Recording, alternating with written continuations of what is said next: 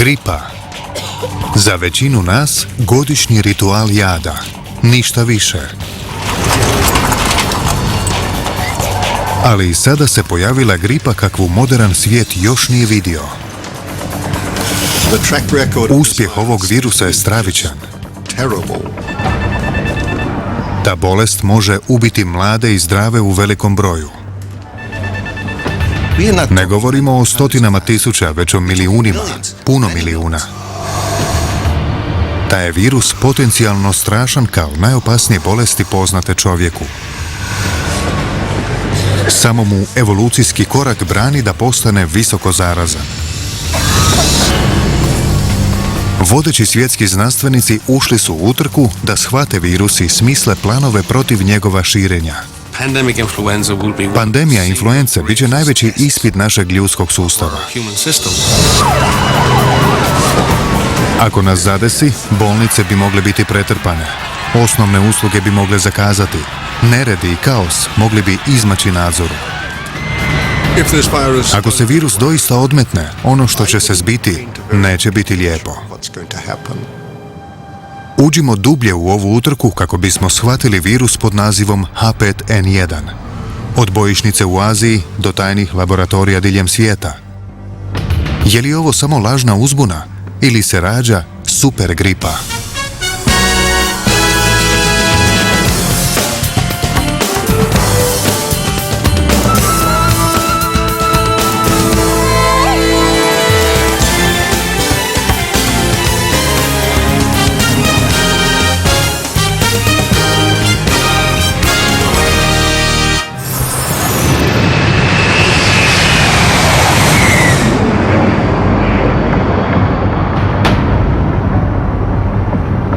Ona je obična djevojčica koja se vraća kući.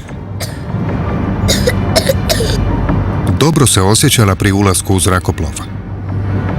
Ali duboko u njoj smrtonosni je mikrob već počeo zapovijedati njezinim stanicama. Pretvara ovo dijete u stroj za zarazu. Svaki kašalj, izdisaj ili dodir ostavljaju smrtonosne tragove po kabini. Ona je prijenosnik kakvog se znanstvenici užasavaju već gotovo desetljeća.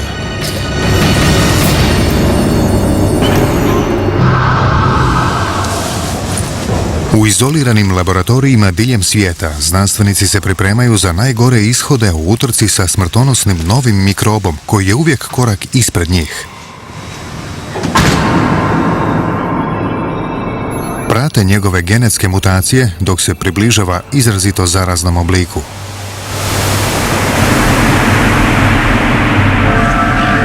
Ako dostigne taj oblik, moglo bi doći do pandemije smrtnosti kakvu svijet još nije vidio.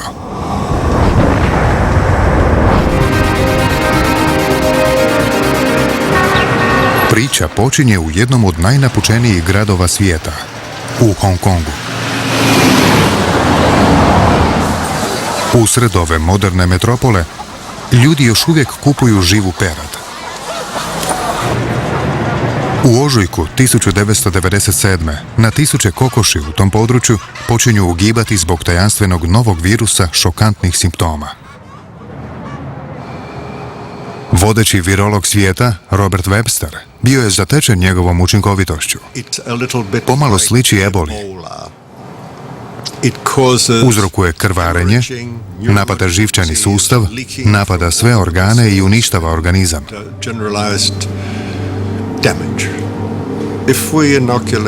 Ako danas cijepimo kokoš virusom, sutra će umrijeti.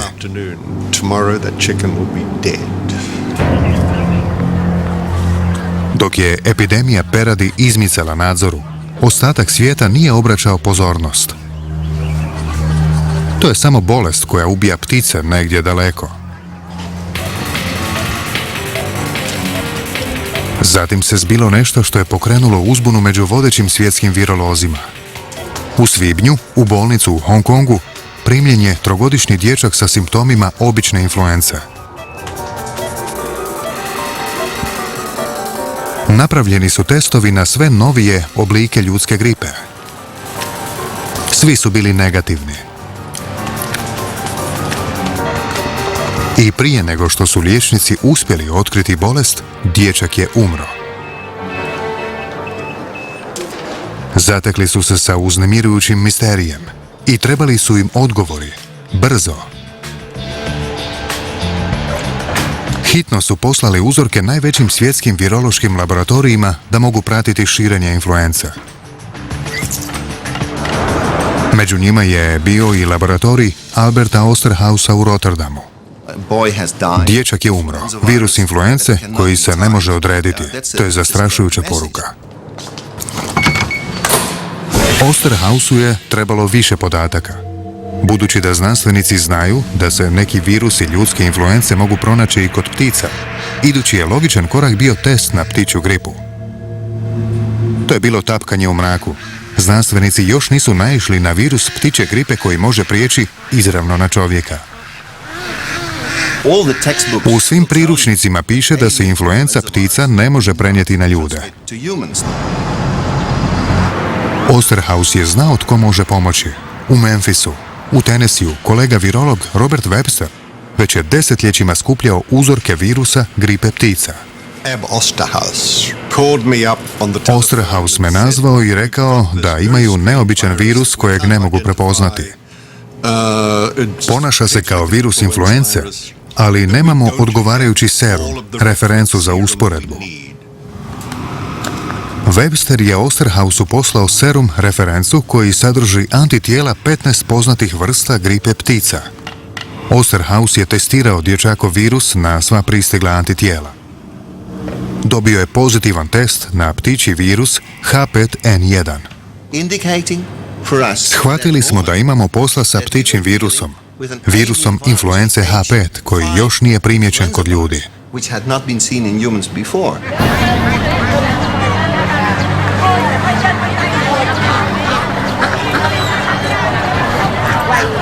Ptičja je gripa napravila skok s kokoši na ljude, sa smrtonosnim posljedicama.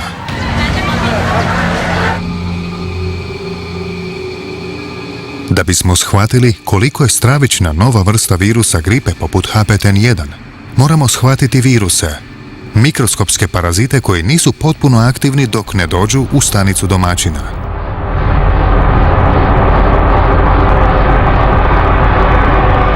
H označava hemoglutinin, proteinski šiljak na površini virusa, ključ za prodor u stanicu.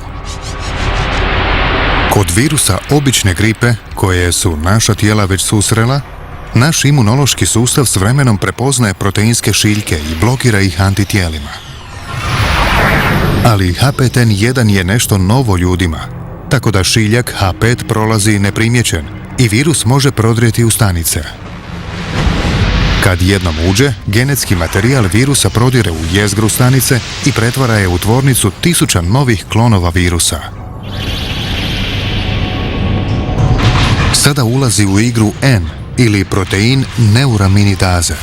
On je stručnjak za bijeg koji oslobađa viruse s površine stanice i pušta roj mikroba koji napadaju i uništavaju nove stanice. To se zbilo kod dječaka u Hong Kongu koji je umro od gripe ptica. U to doba znanstvenici su ostali zatečeni. Pomislio sam, dobro, to je jedan sablastan izolirani primjer. Vjerojatno to više nećemo vidjeti. Nije imao pravo.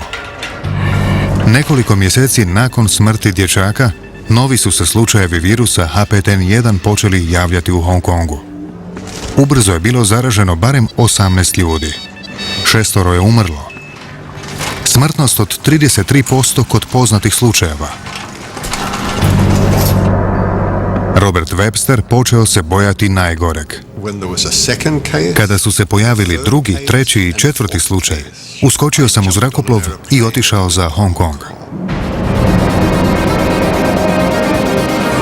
Gotovo preko noći, Hong Kong je postao prva linija bojišnice globalnog rata protiv ove zaraze. Specijalne postrojbe lovaca na viruse iz čitava svijeta okupili su se u gradu. Da bi zaustavili virus, morali su otkriti tajnu njegova širenja. Prošlo je 6 mjeseci od prvog do drugog slučaja. Prva nam je pomisao bila da se virus čitavo vrijeme širio, a da je to nama promaklo. Što se zbiva? Na čelu ekipe Svjetske zdravstvene organizacije bio je njihov šef programa za influence, Klaus Stor. Kada sam stigao, meni i mnogim kolegama s područja influence, bilo je jasno da u iduća 2 dana moramo utvrditi kako se virus širi na nove ljude. I ako ne učinimo nešto korisno i drastično, pandemiju neće biti moguće obuzdati. Koristan i drastičan odgovor. Pobiti svu perad u Hong Kongu. Vladajući su se dužnosnici složili. Ubijeno je više od 1 milion ptica.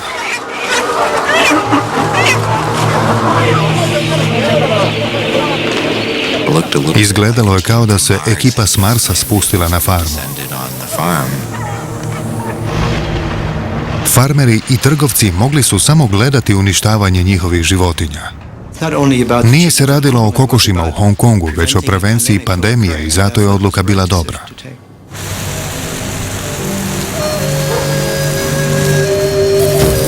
Kao rezultat pokolja, nekad bučne tržnice sada su bile prazne. U idućim mjesecima nije bilo novih slučajeva virusa H5N1 među pticama i ljudima. Lovci na viruse odahnuli su. Zauvijek su se riješili virusa H5N1. Ili se samo virus prikrio i čekao novu priliku za napad.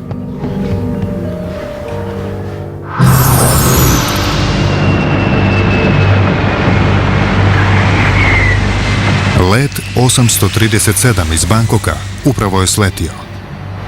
Virus je sada pronašao dom na površinama unutar zrakoplova gdje može preživjeti 48 sati.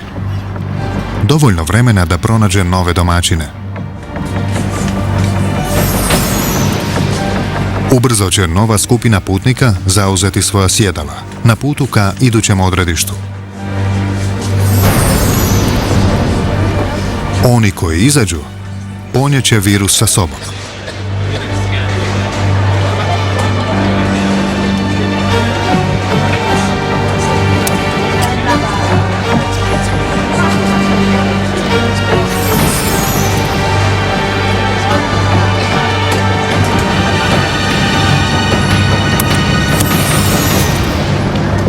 Uz pečat u putovnici, mikroskopski je ubojica stigao na naše obale. Neprimjetno se širi. Sprema se uhvatiti prijevoz u središte grada gdje će pronaći 1000 novih žrtava. Uz razdoblje inkubacije od dan 2, ubrzo će 100 biti zaražene. To je hipotetski najgori scenarij, ali znanstvenici ga se s razlogom plaše. Znaju da se zadnja pandemija s ovako ubojitom moći zbila prije manje od 100 godina.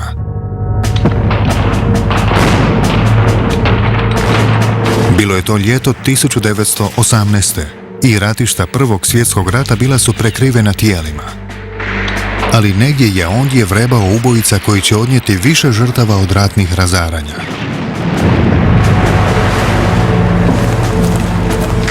U Sjedinjenim Američkim Državama pandemija influence eksplodirala je u pretrpanim vojnim spavaonicama. Kako su 1000 vojnika polazile na bojište, bolest se pripremila na osvajanje civilne populacije čitava planeta. Ljudi nisu bili ni svjesni što se sprema. Liječnici takvo što još nisu vidjeli. Prvo se javila temperatura i kašalj, zatim su za nekoliko sati pacijenti oboljevali od ozbiljne upale pluća. Žrtve su imale unutarnje krvarenje, dok im je virus izjedao pluća i ostale organe. Pandemija je harala gradovima opasnom brzinom. U New Yorku promatrači su govorili o čovjeku koji je kašljucao pri ulazu u podzemnu, a umro do odredišta. Čitave su obitelji izbrisane, nestale za nekoliko dana. Na mnogim je mjestima svakodnevni život stao. Javne su službe prestale raditi. Nije bilo hrane. Čak je i ljesova ponestalo.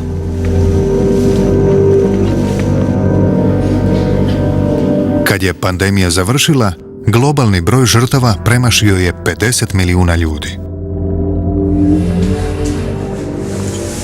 Od tada smo imali još 2 pandemije influence. Svaka je ubila manje od 1 milijuna ljudi. Nisu bile ni približno smrtonosne kao ona 1918. Ali to nas podsjeća da se pandemija influence približno događa 3 do 4 puta u jednom stoljeću. Stručnjaci kažu da bi uskoro moglo doći do nove. Zato su znanstvenici odlučili istrijebiti H5N1 u Hong Kongu 1997. I odahnuli su s olakšanjem kada se povukla. Punih 6 godina nije bilo ni jednog zabilježenog slučaja H5N1 na ljudima.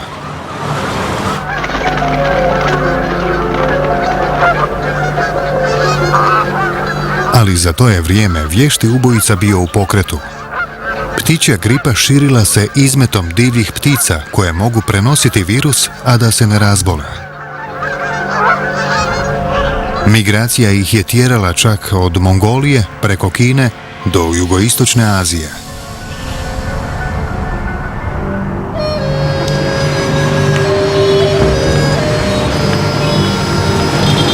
Ptičja se gripa odlučila vratiti u još snažnijem udaru. Krajem 2003. virus se aktivirao po peradarskim farmama jugoistočne Azije i zarazio milijune kokoši. Za 9 su se mjeseci javila 44 slučaja ptičje gripe kod ljudi zbog kontakta sa zaraženom peradi.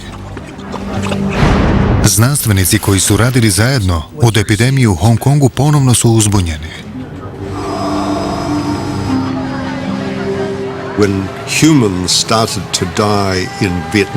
Kada su ljudi počeli umirati u Vijetnamu i Tajlandu, oglasile su se uzbune. Vijesti su bile loše. Postao je smrtonosniji i rašireniji. Ovo je bilo puno teže kontrolirati nego u Hong Kongu. Od 44 liječena pacijenta, 32 su umrla. Smrtnost od 70% kod poznatih slučajeva. Gotovo dvostruko veća od početne u Hong Kongu.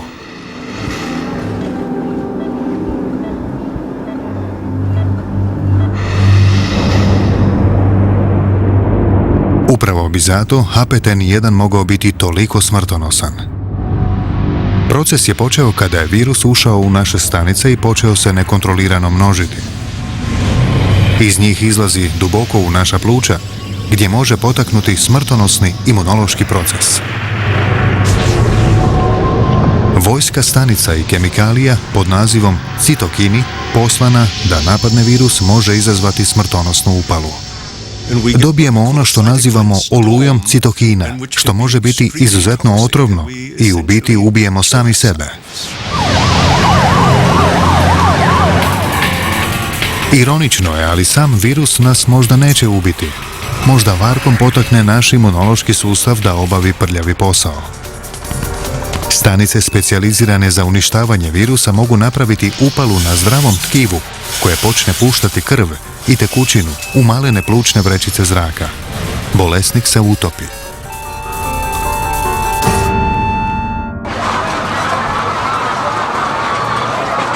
Srećom, ptičja gripa još nije postala lako prenosiva među ljudima. Ali lovci na viruse pažljivo motre svaki pokret H5N1. Na Tajlandu, epidemiolog Svjetske zdravstvene organizacije Bill Oldis pažljivo motri mogućnosti širenja virusa H5N1. Najmanje je jedan slučaj potekao iz neobična izvora. Bliskog susreta trenera ptica i zaraženih borbenih pjetlova. Bliski kontakt koji očigledno imaju sa svojim pticama, jer od njih preživljavaju, vjerojatno je prilika za prenošenje virusa. Postoji mogućnost da neke od ptica u našoj okolini prenose virus H5N1. To svakako nije nemoguće.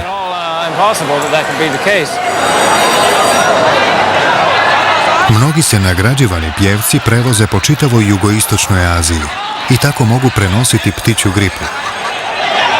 Ali kada govorimo o prijenosu HPTN1, postoji nešto što puno više zabrinjava znanstvenike. Što ako virus evoluira i počne se širiti zrakom poput obične gripe?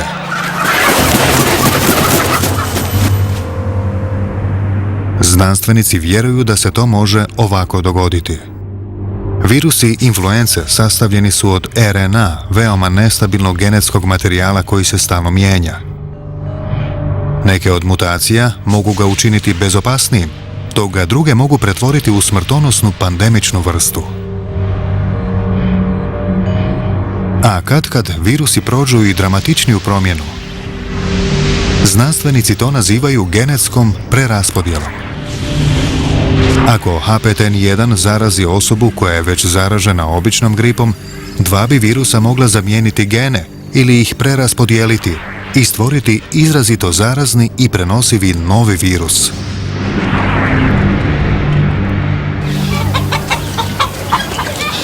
HPTN1 možda nikada ne napravi taj korak. Ali u zabačenim farmama, poput ove, moglo bi doći do preraspodjele virusa.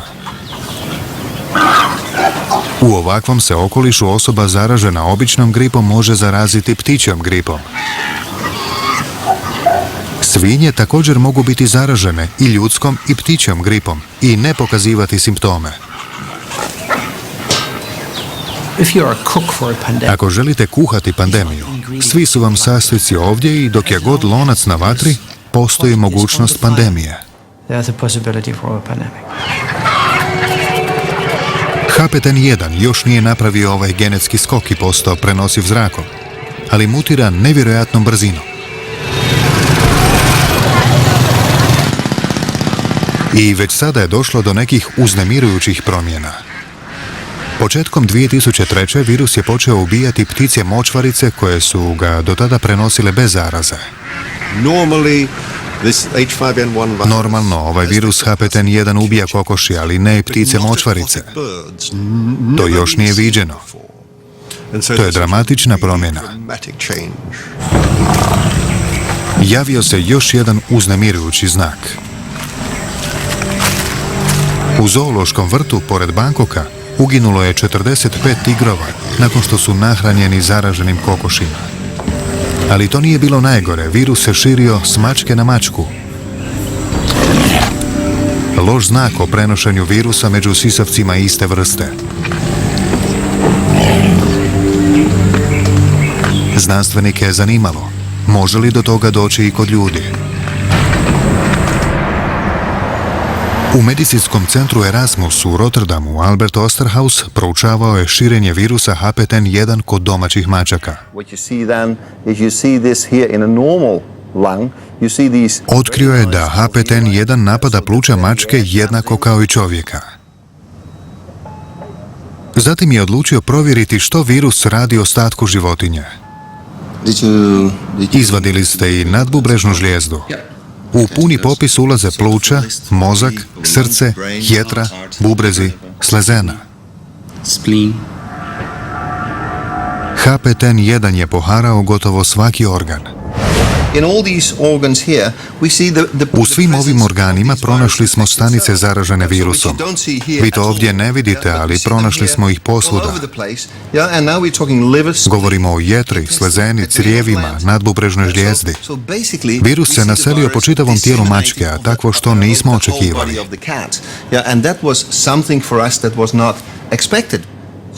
Osterhausova istraživanja otkrila su još nešto. Virus se širio s jedne kućne mačke na drugu, baš kao i kod tigrova na Tajlandu. To znači da imamo novu vrstu virusa koji ne samo da ima veliku smrtnost, već se uspješno širi među životinjama. A upravo je to najgori scenarij za pandemiju, ako se počne širiti među ljudima.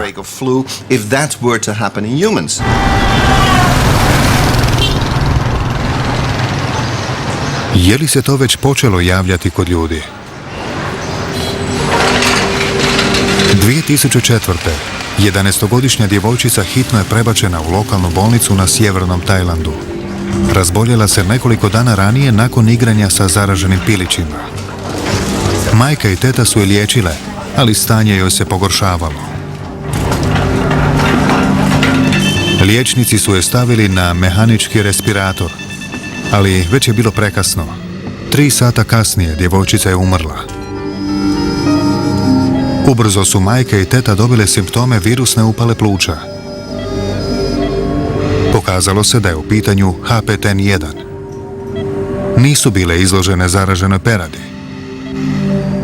Epidemiolozi tvrde da su se zarazile bliskim kontaktom dok su njegovale djevojčicu.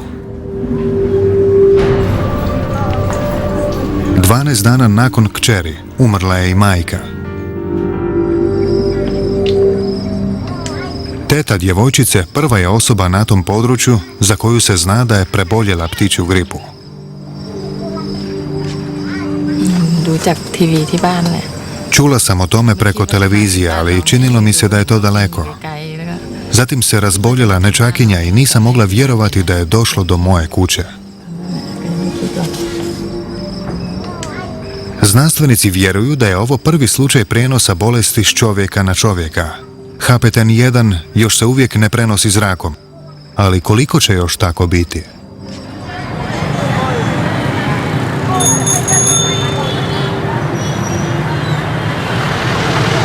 Do kraja 2004. ptičja se gripa proširila po čitavoj jugoistočnoj Aziji.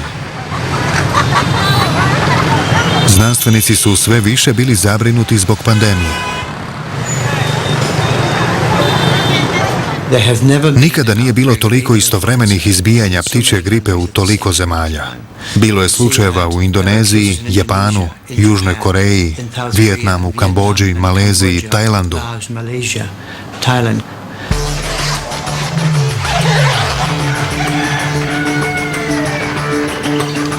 Suočen s epidemijom, Tajland je objavio rat virusu HPTN1. Lokalni farmeri, iako veoma ovise o peradi, pridružili su se borbi.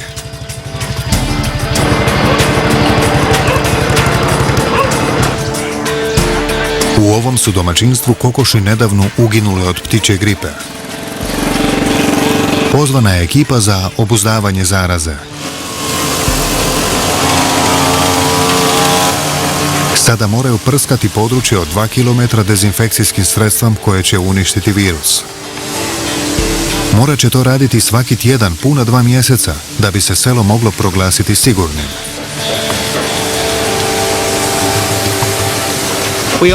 Sada smo u utrci s virusom HPTN1. Želimo stići na cilj prije njega. Želimo predvidjeti, preduhitriti mogućnost pandemije.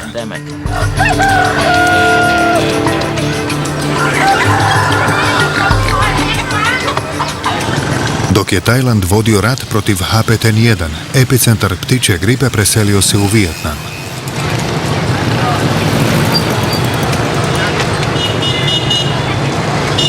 Izvan velikih gradova, kontrolne točke na cesti postale su svakodnevica i vlasti pokušavaju staviti ptičju gripu pod nadzor.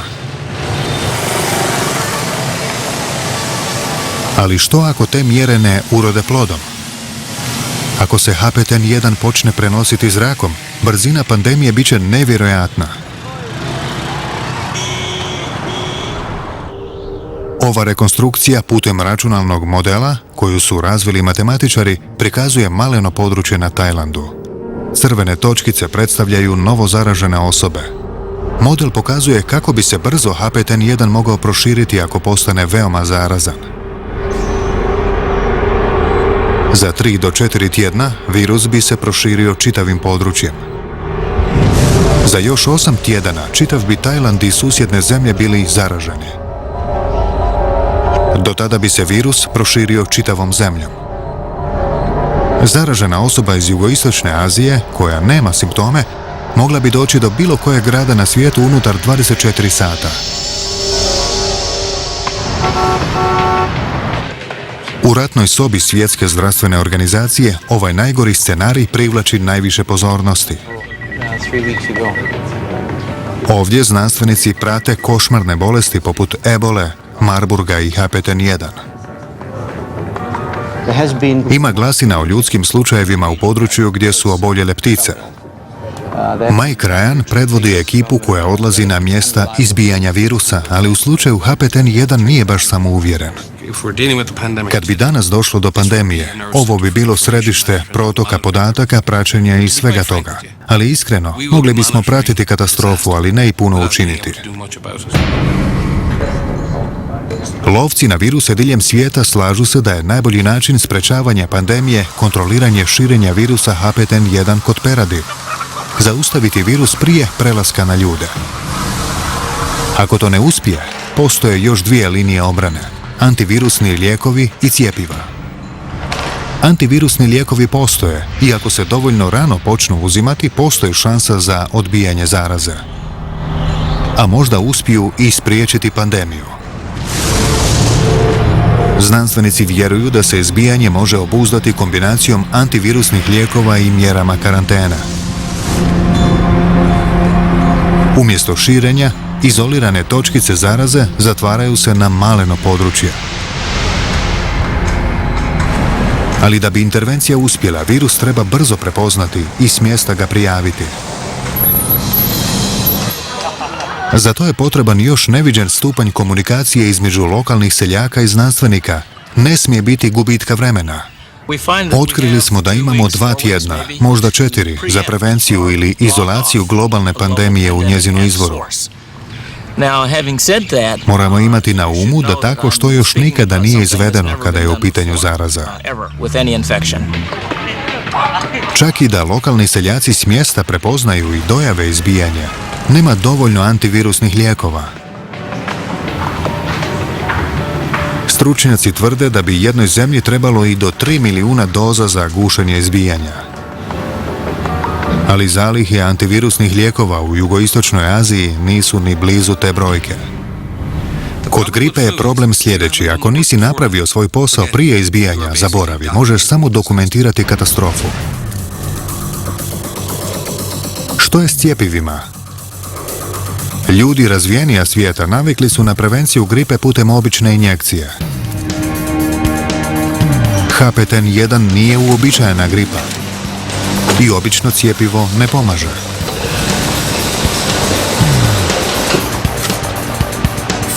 Više od 60 godina znanstvenici su stvarali cjepiva stvarajući i skupljajući viruse putem kokošjih jaja. Kod proizvodnje cjepiva za H5N1 problem je što je virus smrtonosan za jaja kao i za kokoši.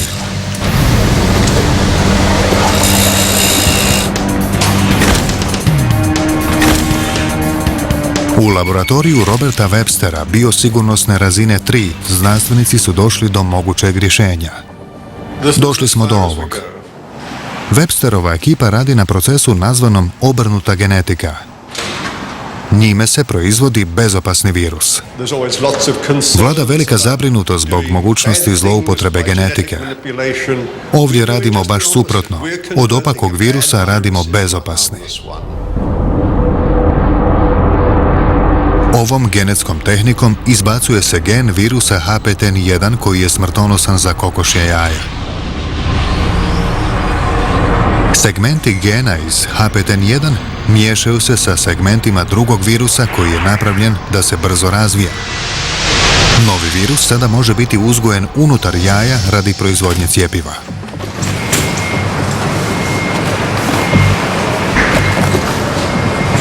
Ali ima jedan problem. Čitav proces proizvodnje traje 3 do 6 mjeseci. Možda nemamo toliko vremena. Čak i da dobijemo cjepivo na vrijeme, proizvođači diljem svijeta mogu proizvesti količinu za 450 milijuna ljudi.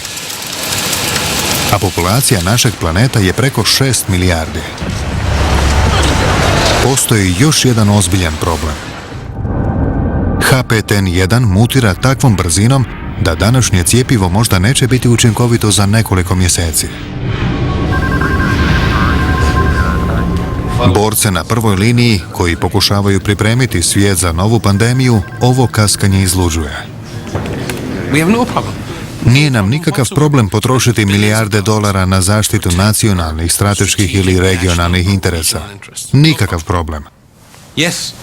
Ali kada netko predloži da skupimo sredstva da što prije proizvedemo količinu cjepiva koja će zaštititi sve ljude na planetu, svi ostanemo zatečeni.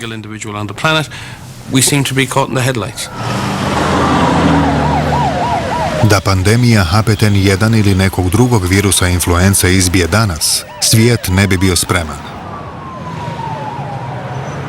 Nije pitanje hoće li do toga doći, već kada će se to dogoditi i hoćemo li biti spremni. Kada se počne prenositi s čovjeka na čovjeka, sav naš uloženi trud neće biti od velike koristi.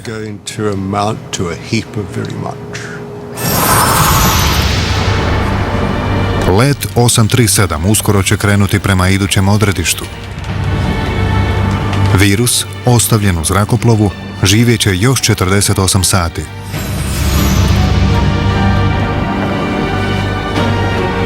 To je više nego dovoljno da zarazi nove osobe. Ponijeće ga u neke od najnapučenijih gradova na svijetu. Za koji će dan tisuće novih osoba biti zaraženo.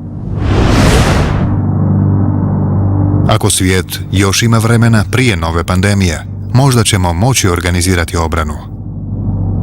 Ali ako ptičja gripa sutra postane prenosiva zrakom, to će biti najgori scenarij kojega se znanstvenici pribojavaju.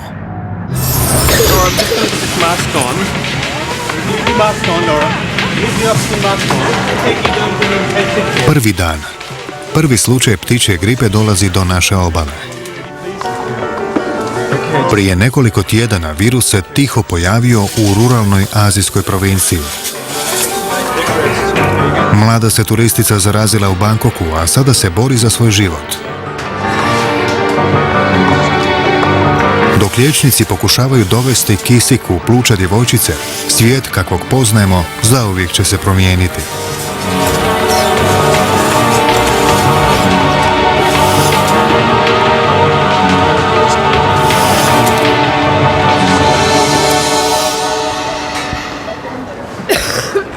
Naši najgori strahovi počeli su se ostvarivati. Kako su se zdravstveni dužnosnici pribojavali super gripe stigla u zemlju, 5 potvrđenih slučajeva primljeno je u bolnice. 7. dan. Diljem svijeta ljudi slušaju uznemirujuće vijesti preko medija. Do sada virus je uzeo najmanje 770 života u Aziji. Reakcija svijeta je brza. Svjetska zdravstvena organizacija proglašava pandemijsku uzbunu i savjetuje svim zemljama koje imaju planove za slučaj pandemije da ih pokrenu.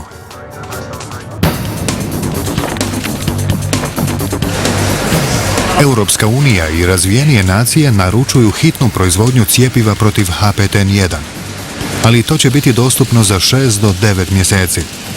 Čak i tada će biti manjak proizvodnog kapaciteta i količine će biti ograničene. Za većinu razvijenih zemalja neće biti dovoljno cjepiva i antivirusnih lijekova. 12. dan. Kriza s ptičjom gripom eskalira. Putnici zrakoplova moraju prolaziti preglede na simptome gripe. Uređaji za očitavanje topline traže znakove vrućice, ali zaraženi pokazuju simptome tek nakon 2 dana. To je dovoljno vremena da promaknu tisuće. 15. dan. Zemlje zatvaraju granice. Kontrolne točke na cestama među putnicima traže znakove gripe. Ali zbog tisuća kilometara poroznih granica vlasti ne mogu spriječiti dolazak virusa. Vjerojatno neće doći do zatvaranja granica ako se ovo počne širiti. 16. dan. Kako se pandemija širi, zatvaraju se škole. Ukida se javni prijevoz. Mnoge se firme moraju zatvoriti. Ekonomija počinje posrtati. Izbijanje ptičje gripe potiče paniku na burzama čitava svijeta. Ulagači se boje pada proizvodnje i panično prodaju dionice. Danas je na burzi FTSE 100 doživio najveći pad u jednom danu. 70 milijardi nestalo je iz portfelja dioničara. Kako se zaraza širi, obični ljudi očajnički pokušavaju doći do antivirusnih lijekova. Ali na listi su prvi liječnici, pogrebnici, stariji i ozbiljno bolesni.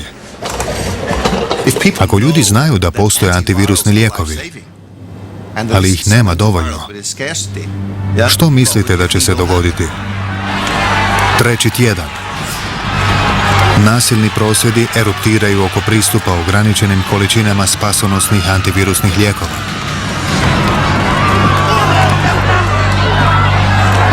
Autoceste su zakrčene, prometni kaos zbog masovnih napuštanja Londona se nastavlja. Ljudi bježe od zaraze iz urbanih sredina, ali zdravstvene vlasti strahuju od raznošenja virusa.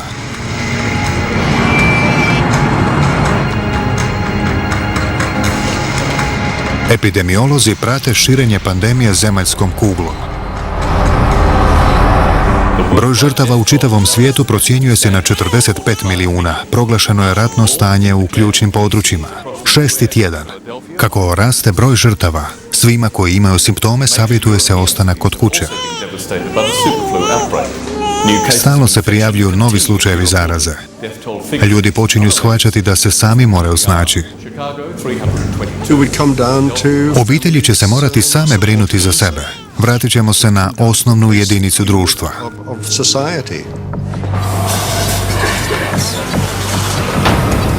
Bolnice diljem zemlje su pretrpane.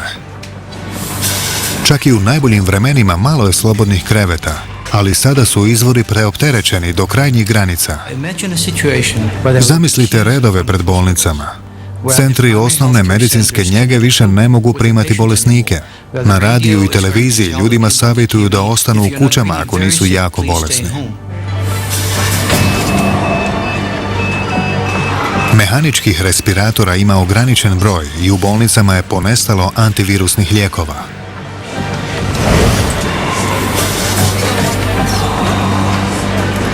Kako više nema mjesta na intenzivnim njegama, hodnici podruma bolničkih centara postaju karantene. Liječnici se nalaze pred teškim etičkim odlukama o prvenstvu liječenja. Ako vam se odjednom pojavi 5 puta više ljudi kojima treba mehanički respirator, a vi ih nemate, što ćete učiniti?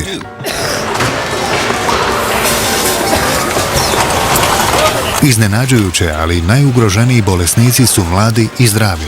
Njihov snažan imunološki sustav je dvosjekli mač, dok napada zarazu, uništava zdrave stanice pluća. Oko 20% primljenih u bolnicu će umrijeti. 8. tjedan.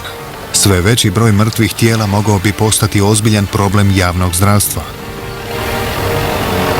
Masovne grobnice postaju sasvim normalna pojava diljem svijeta. U gradovima gripa imobilizira vatrogasne i policijske djelatnosti. Osnovni će sustav života biti ugrožen. Požari i nemiri izmiču nadzoru. 9. tjedan. Pandemija se bliži vrhuncu. Više od 50% radne snage je bolesno ili se brine za oboljele. Farme i tvornice rade smanjenim kapacitetima, a prijevoz je obustavljen. Financijsko tržište je u ruševinama, burze su zatvorene. Financijski analitičari predviđaju ekonomski raspad snažniji od onoga 1929. 12. tjedan. Broj žrtava ruši sve rekorde. Stručnjaci Svjetske zdravstvene organizacije govore da je trenutačni broj žrtava 100 milijuna i da bi mogao premašiti 150 milijuna do smirivanja pandemija. Kako je većina bolničkih sustava u raspadu, mnoge su obitelji prisiljene brinuti se za bolesne kod kuće. Mnoge obitelji koje su preživjele najgori val epidemije svladava umor i depresija. Diljem zemlje prijavljuju se nedostaci hrane, proizvodnja i prijevoz dobara potpuno su prestali.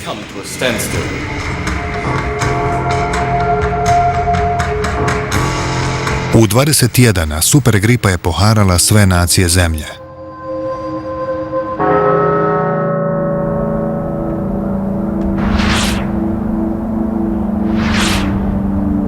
Tišina je na ulicama svih gradova svijeta. Pandemija je prošla svoj put. Broj žrtava u čitavom svijetu zaustavio se na 130 milijuna. U mnogim zemljama točan broj nikada neće biti poznat.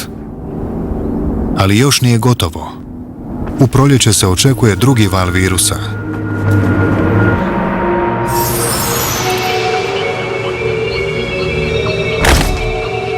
Što ako ovakvi scenariji kraja svijeta nisu točni?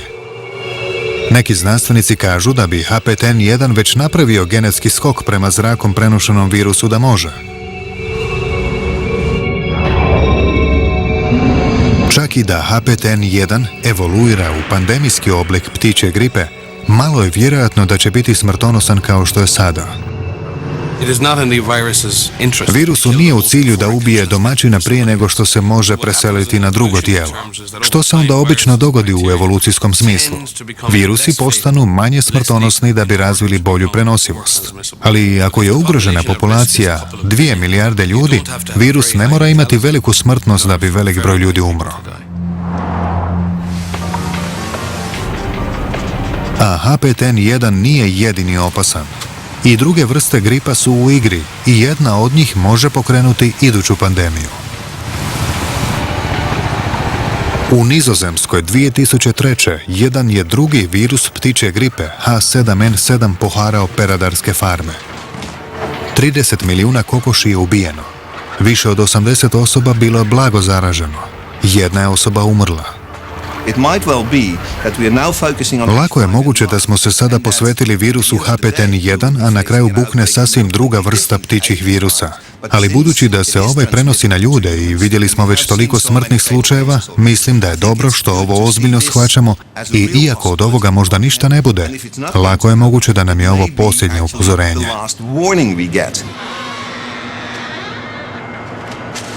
Ovoga trenutka mnogi znanstvenici vjeruju da znakovi upozorenja ukazuju na HPTN1. Upozoravam vas da ne dižemo paniku bez veze. Žao mi je što spominjemo tako ružna predviđanja, ali ako virus izmakne nadzoru, imat ćemo zastrašujuće stvari.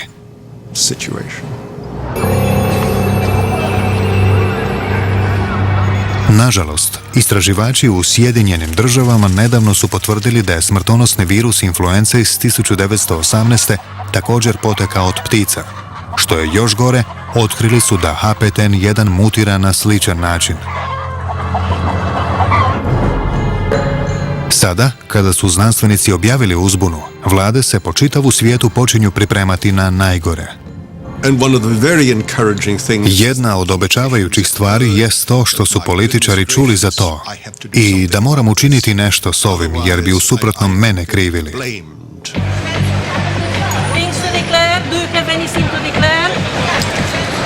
Kako je opasnost svakim danom sve veća, neke zemlje već poduzimaju mjere. Kontrolne točke u zračnim lukama i na granicama pomno prate sve što ulazi. Na vrhu su popisa ptica i proizvodi od jaja koji mogu sadržavati HPTN1.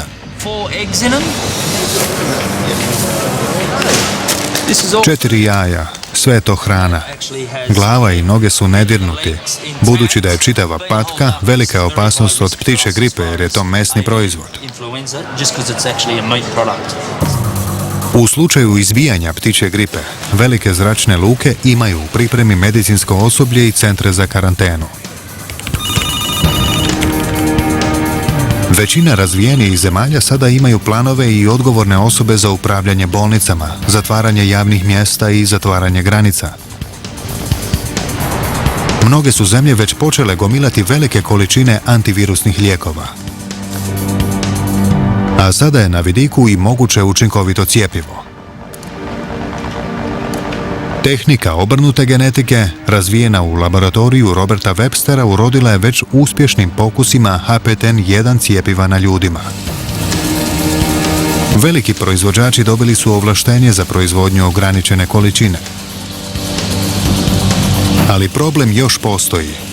Vlade se ne žele odlučiti za masovnu proizvodnju cjepiva bez neposredne prijetnje. Ako do toga dođe, bit će prekasno. Svaki dan koji sada ne iskoristimo morat ćemo potrošiti za vrijeme pandemije, a svaki dan koji izgubimo za vrijeme pandemije umirat će više ljudi. Za sada, ako dođe do izbijanja zarazna oblika virusa H5N1 među ljudima, najbolja nam je šansa da ga pokušamo zaustaviti na izvoru antivirusnim lijekovima. Moramo ga dostaviti na mjesta koja su iduća na udaru pandemije. Ako se ne zaustavi na izvoru, brzo će se proširiti svijetom i ljudi i u mojem rodnom gradiću u zapadnom dijelu Sjeverne Karoline bit će jednako ugroženi kao i ljudi ovdje na Tajlandu. Ako se virus počne širiti brzinom gripe, posljedice će biti nezamislive. Dokle god postoji mogućnost da se takav virus uništi, treba to pokušati. Ovo je globalni problem. Ako ne uspijemo, to se još može oprostiti. Ne pokušati bilo bi neoprostivo. Nitko ne zna je li iduća pandemija gripe neizbježna i hoće li tako biti s virusom H5N1. Možda ovaj virus, iako smrtonosan, nikada neće biti prenosiv zrakom. Ali mnogi znanstvenici kažu da se ne možemo nadati najbolje. Radije će se pripremati za najgore.